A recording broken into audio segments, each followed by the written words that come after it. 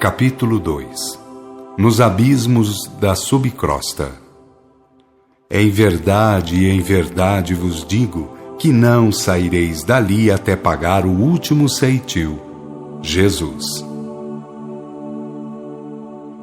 Os 7 céus que compõem o mundo astral terrícola, ou 7 faixas concêntricas e superpostas, naturalmente se subdividem em múltiplas subfaixas, e tudo isso para que cada espírito receba, por habitação, o seu lugar específico, a sua morada segundo as determinações dos condicionamentos vibratórios. Ninguém tem o seu plano de morada por força de organismos burocráticos ou de maquinações de gabinetes, mas a cada um será dado morar em um plano de vida que represente no exterior o correspondente do seu padrão interior. É a lei do peso específico a encaminhar cada um ao seu nível comum de habitação e vida, meios e fins. O submundo, a vida astral da subcrosta, esta vasta morada daqueles que mal se comportaram, que jogaram mal com o dom sagrado de relativa liberdade, é constituído de quase 70 subfaixas. E quanto mais para o centro da terra sólida, tanto mais inferior. E não é necessário dizer que os mais terrificantes estados existem por ali e que os corpos astrais ou perispiritais vão se degradando na razão direta dos desequilíbrios mentais. Portanto, é muito comum a característica de um ser humano no seu corpo astral vir a ser a de um animal inferior, podendo atingir a configuração de répteis, que são os níveis inferiores, que são as primeiras manifestações da escala evolutiva, depois dos blocos e das larvas, logo em seguida aos filamentosos. Falando agora, depois de alguma recuperação feita, posso garantir que a Terra é um mundo muito inferior, porque além de ter um submundo assim medonhamente inferior, tem para o exterior, para fora do mundo físico, muitas faixas negras a contar, onde legiões de seres penam suas transgressões contra a lei. Não são piores do que as tenebrosas habitações do submundo, mas são lugares de sofrimento, são ambientes de expiação. Quanto tempo ficará um espírito sujeito a tais expiações? Tudo corresponde ao montante de faltas, não havendo regra geral, sem ser no fato de ter que sofrer a punição. E como quem paga é quem contraiu a dívida, fica saliente que o próprio ser é o juiz em causa própria. A vida de cada um é como a sementeira própria, sendo obrigado a colher assim como semeou. Haveria como discutir com a lei ou com a justiça divina? Nunca, porque o ser infinito, que é Deus, jamais desce à condição de individualidade. Em Deus tudo é universal, porque tudo rege por meio da lei. A lei central de equilíbrio funciona eterna, perfeita e imutavelmente.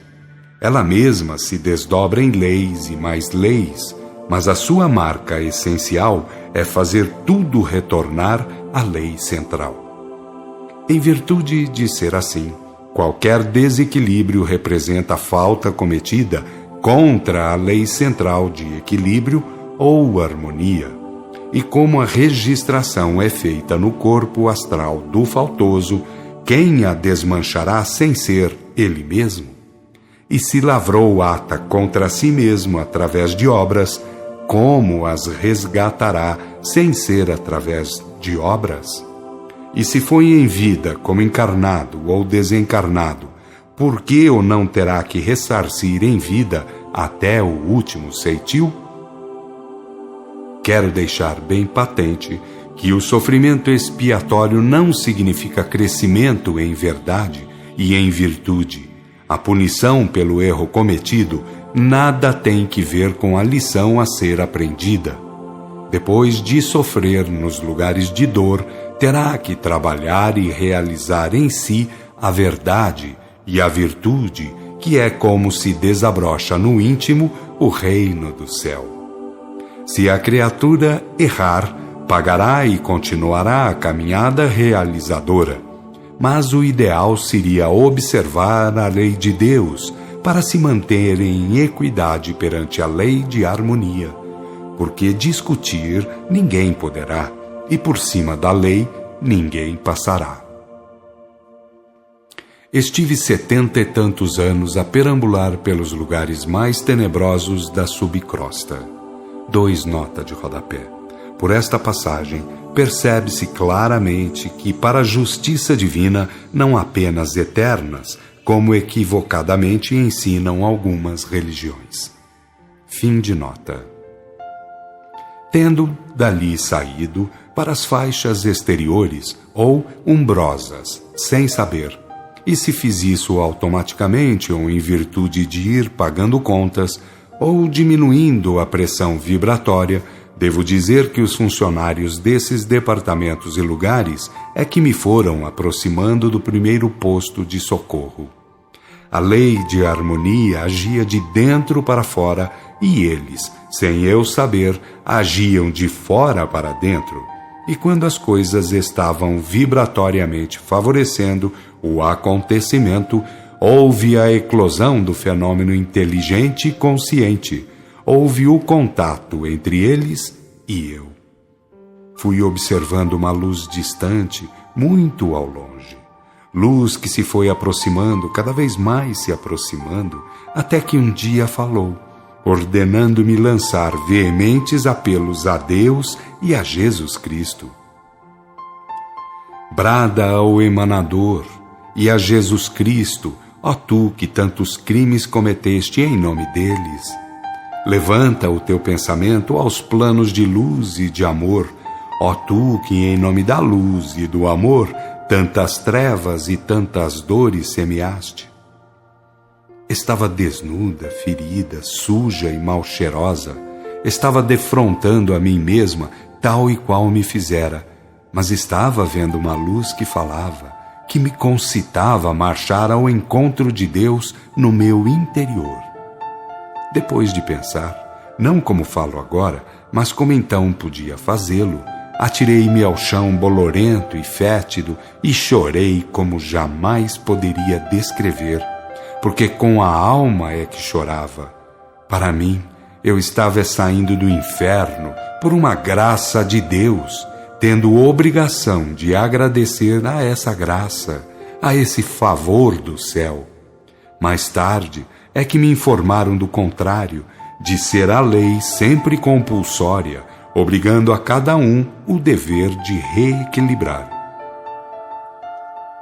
Quando se me estancaram as lágrimas, levantei os olhos e ouvi que a luz me ordenava caminhar, segui-la sempre, não mais parar. E foi assim que dei, dentro em pouco, com um terreno algo melhorado, cujo melhorado foi aumentando até ver umas casas semeadas ao longe, em terreno que parecia ser ainda melhor. Animada, cheia de esperanças, rumei até perto de uma das casas, e foi dela que saiu uma senhora, em cujas mãos trazia umas roupas. Vista isso, minha irmã. Suja como estou? Ela sorriu, um sorriso penetrante, realmente sorriso fraterno, dizendo, eu sei disso, todos vêm assim e as nossas roupas são para isso mesmo. Por ter me encabulado com aquelas palavras, tornou ela, isto é apenas um posto de socorro. Quem vem vindo, porque vem sendo guiado, deve encontrar normalmente um lugar de recepção, onde encontre roupas e explicações preliminares. Alguns vêm famintos ou famintas, mas a maioria não, porque as longas tormentas fizeram esquecer essa necessidade. Tive que fitá-la, sem falar, porque muitas coisas me vieram à mente ao ouvi-la falar assim, e foi ela quem adiantou explicando. Isto é no mundo espiritual, compreende? Tudo se parece com a Terra, porque é um lugar muito inferior. É a porta de entrada para os planos de mais luz e de mais amor. Vá procurando entender, mas sem pensar demais, porque todas as verdades derivam de Deus. São simples e normais, em nada importando os conceitos humanos, favoráveis ou contrários. Observe tudo, acima de tudo, ame com ardor a tudo quanto for encontrando, porque o amor é a grande lei que glorifica os filhos de Deus. O amor é a grande lei que glorifica os filhos de Deus, repeti eu, com incontida vontade de lhe cair aos pés. Isso mesmo, repetiu ela, com voz muito carinhosa. Quem a mandou fazer isso? Perguntei-lhe. Deus, respondeu com firmeza. Deus? Ele vem aqui? Indaguei admirada. Ela sorriu, deu-me tempo de meditar mais e a seguir explicou. Minha irmã, tudo quem dá é Deus, porque sem Deus nada existe. Porém, se o seu desejo é conhecer as coisas pelas extensões do relativismo, devo dizer que entre Deus e nós duas existem milhares e milhares de chefes de graus hierárquicos. Assim sendo, Deus nos dá tudo através de seus mais imediatos filhos, aqueles que mais se elevaram na escala evolutiva. Por exemplo, temos o nosso Cristo planetário, conhecido pelo nome de Jesus, que você bem conheceu de nome, porque foi em seu nome que tamanhos crimes cometeu. Conhece tudo sobre mim e meus crimes? Perguntei perplexa. Ela encolheu os ombros, sussurrando. Eu também fiz isso tudo. Aqui estou a falar com você, Leonor, como funcionária de Deus, através de Jesus Cristo. E a este segundo os escalões hierárquicos normais. Há muita ordem nos planos de luz e de glória, porque a cada um é dado rigorosamente segundo o que merece. Minha cabeça estava cheia de perguntas, mas calei-me, e foi ela quem de novo falou, indagando-me. Leonor, quer seguir ou quer entrar e comer alguma coisa? Quem diria? Exclamei quase assustada. Ela tornou a sorrir aquele sorriso fraterno, sentenciando. Assim é pela vontade de Deus, que adianta pensar de outro modo? Acanhada, perguntei, não a estou importunando? Ela chegou-se, abraçou-me, beijou-me e respondeu. Eu preciso trabalhar nos domínios do bem e do bom, minha querida irmã, para ressarcir grandes faltas do passado e vir a merecer melhores moradias e melhores serviços. Tenha a bondade de servir-se de meus préstimos, para que eu ganhe bem o meu salário. Que amor! Exclamei toda feliz. Enquanto entrávamos casa adentro, ela é que enxugava umas lágrimas, e se é certo que ela me rogava servir dos seus préstimos de funcionária do bem e do bom, também é certo que eu me sentia cada vez mais acanhada.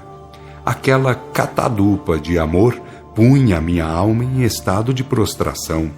Ela já era muito grande, amando daquela maneira ao serviço do bem, enquanto eu era muito pequena, sentia em mim apenas a dívida que contraía.